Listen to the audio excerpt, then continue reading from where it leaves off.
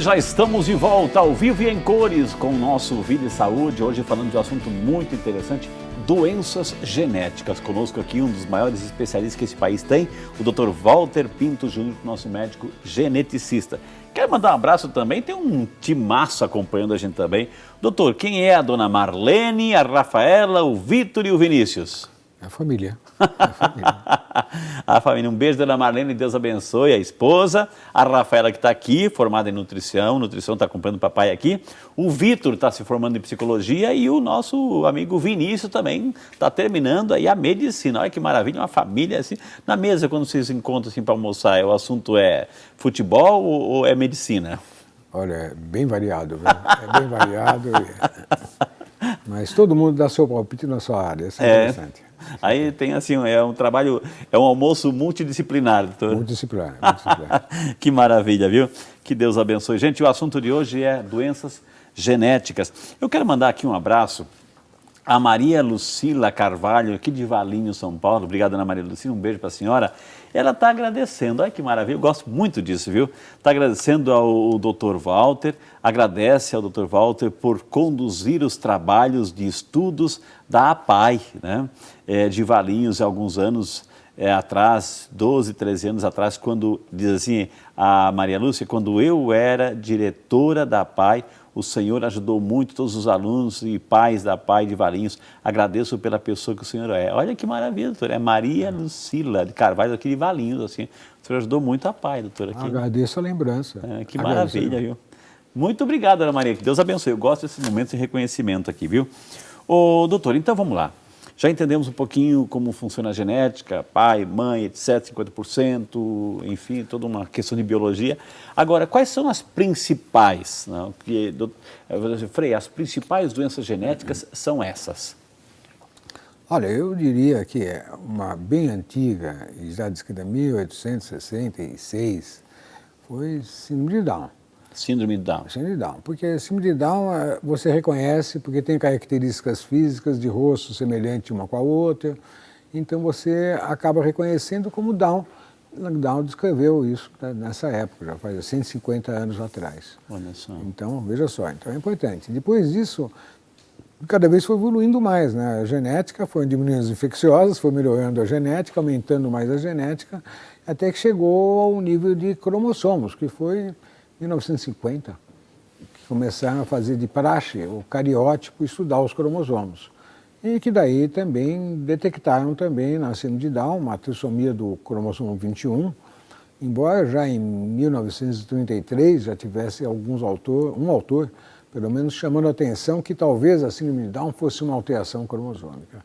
Mas tem essa alteração cromosômica há muitos anos já, e a síndrome de Down realmente é um aprendizado muito importante para quem faz medicina e para quem trabalha com a evolução neuropsicomotora, psicologia, fisiologia, fisioterapia. Então, toda essa gama de conhecimentos foi aplicado também em síndrome de Down, então cada uma tem sua evolução. E também viram também que síndrome de Down não é exatamente todo mundo igual, mas também não é muito diferente do ponto de vista genético de cromossomos. Como tem a variabilidade humana, entre eu e você, por exemplo, né, nós temos uma variabilidade também humana entre os síndromes de Down, diferentes síndromes de Down. Como também é dependente também do metabolismo. Onde é que ocorreu, quando ocorreu essa trissomia do cromossomo 21. Então, o síndrome de Down tem vários tipos, todo mundo fica pensando que existe uma síndrome de Down maior ou menor. O que existe é uma síndrome de Down que manifesta mais características do que outra, mas às vezes pode ser simplesmente porque tem menos células com um cromossomo adicional. Mas também às vezes pode ser também porque a alimentação dessa gestante durante a gravidez dessa criança com síndrome de Down foi uma gravidez mais enriquecida. Então tem uma variação muito grande, como também tem a variação na síndrome de Down, em que idade que surge a criança com síndrome de Down. Surge em qualquer idade, qualquer mulher pode ter uma criança com síndrome de Down? Não, não é verdade, tem mais idades que surgem mais. Então, um dos fatores que leva à aberração cromossômica, síndrome de Down, é a idade da mulher, a idade da esposa.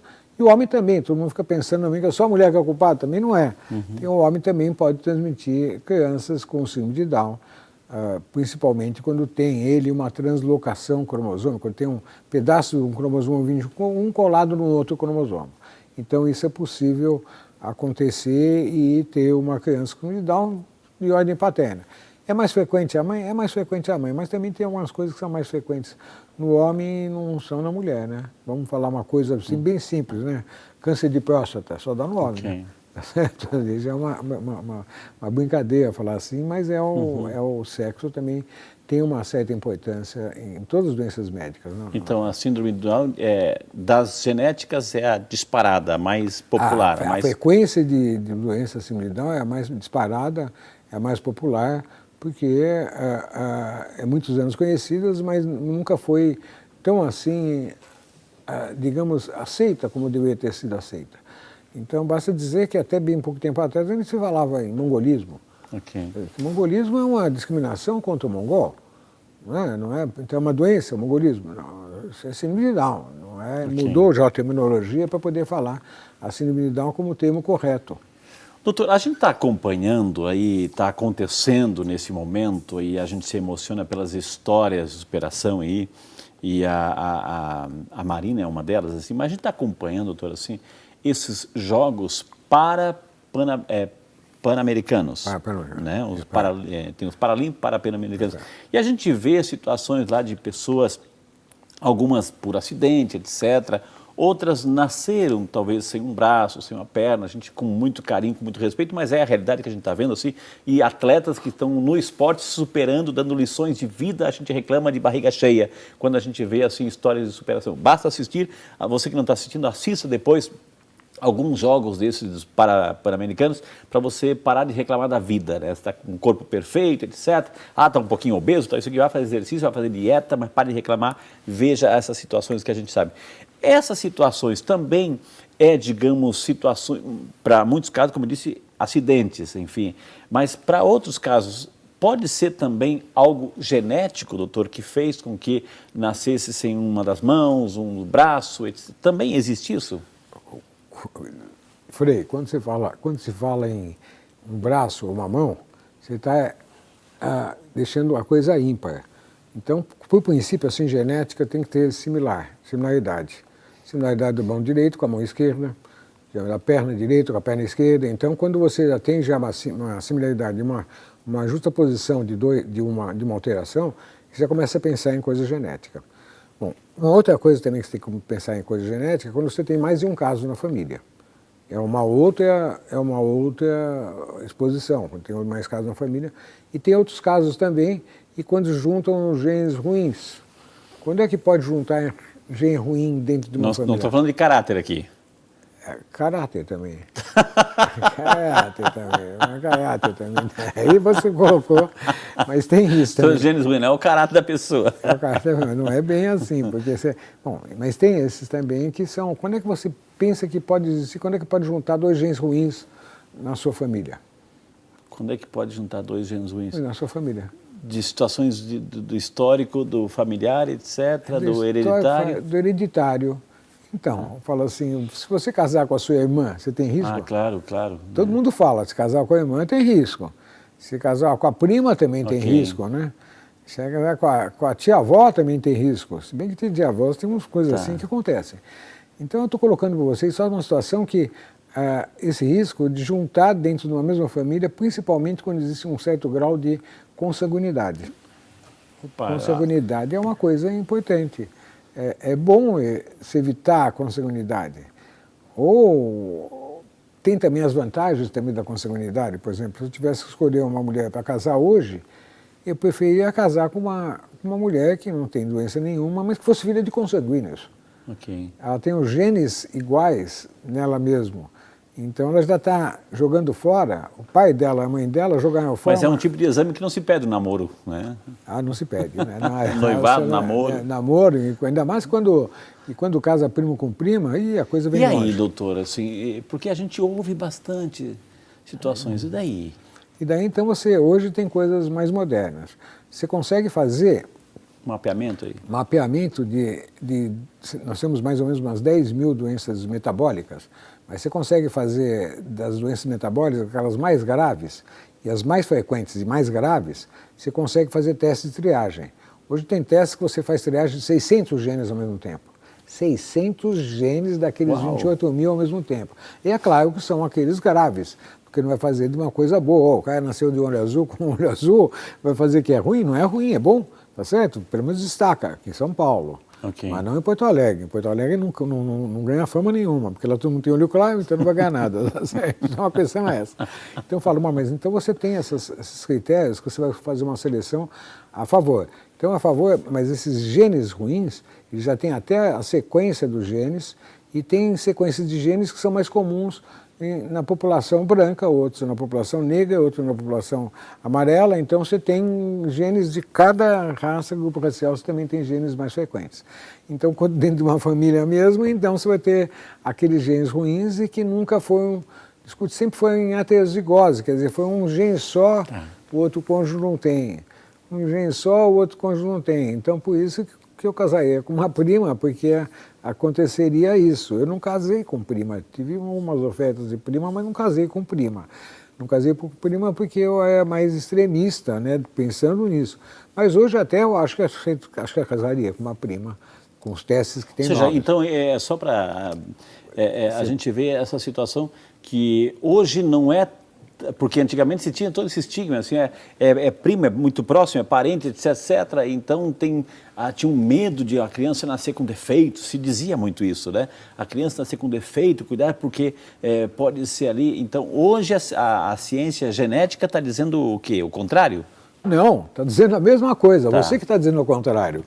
Porque você está encarando que a genética modificou, não modificou. O que aumentou é o número de testes que se faz para detectar esses genes ruins que tem determinadas famílias. Entendi. Então agora você vê, então, os testes genéticos, bioquímicos, para poder triar essas crianças, para poder triar se o casal, se ele possui ou se ela possui, é muito grande. Você fazer 600 testes no marido, 600 testes na esposa e vai ver o que acontece. Ninguém tem uma formação, está ótimo, eu vou arriscar. Já tirei 600 daquele padrão, é 600 a menos.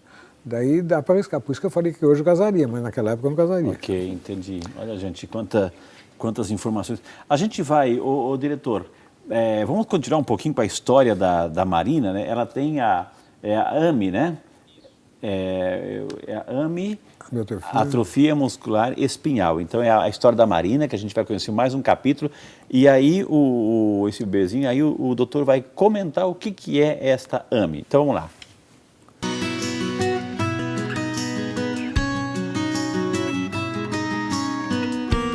Há 4 meses, Marina foi diagnosticada com a AMI, atrofia muscular espinhal, uma doença rara, crônica e progressiva, que pode fazer com que ela perca todos os movimentos. Junto com o diagnóstico, a vida da família se transformou. E agora Renato e Thalita ganharam uma nova missão, de lutar pela cura de sua filha. A notícia é muito, muito triste. Eu acho que o sonho de qualquer pai é ver um filho saudável, correndo, brincando. Mas eu acho que eu também acredito muito em Deus, né? Eu acho que a gente está aqui não é por acaso, que a gente tem uma missão nessa vida e talvez a Marina seja a nossa grande missão em conjunto, né? Eu acho que ela veio aqui de alguma forma para ser a nossa missão. É tudo muito novo, né? A gente, por um momento, a gente sofreu muito com os nossos familiares mais próximos, até depois levar para os amigos, né, para outras pessoas, e hoje com a campanha tá nas redes sociais, que foi uma decisão também sempre em conjunto, porque não é simples você falar isso para o mundo, mas a gente está muito forte, muito esperançoso. No mês que a gente descobriu que ela tinha AMI, saiu a notícia dessa medicação que pode ser a cura. Então, né, a esperança, ela existe, então, e a gente vai fazer de tudo. Eu acho que o luto, se é que a gente pode dizer assim, a fase mais difícil já passou. Eu costumo brincar e falar que tudo que eu tinha que chorar, eu já chorei. Agora, né, arregaçar as mangas e lutar. Então, a gente vai lutar até o fim. E até então, ela estava na escolinha normal, com qualquer criança normal. Depois do diagnóstico, a gente entendeu que era melhor, né, ter alguém muito de confiança.